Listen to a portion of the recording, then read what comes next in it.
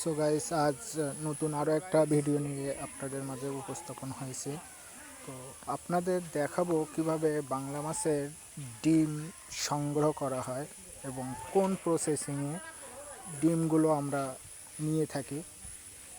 তো আগে প্রথমে মাছটার ওয়েট করে নেওয়া হয় পিজি দেওয়ার পূর্বে, যেখানে মাছের ওয়েট অনুযায়ী আপনারা পিজি ব্যবহার করতে পারেন। এখানে আমাদের বাংলা ডাক্তার আছে, ওরফে তেলাপিয়ারও কাজ করে, সেই হিসেবে ইনার পিজি দেওয়ায় আর কি আজ পর্যন্ত এখনও কোনো মাছের পিজি দেওয়ার পরে ডিম দেয়নি, এমন ব্যর্থ খুব কম হয়েছে। আর একেবারে ফলাফল যে জিরো এমন নয়, কোনোটার আজ পর্যন্ত হয়নি। সেই হিসেবে ইনার পিজি দেওয়ার দক্ষ খুবই স্মুথলি অনেক ভালো। তো আপনারা এনার মাপ অনুযায়ী আপনারা কাজ করতে পারেন।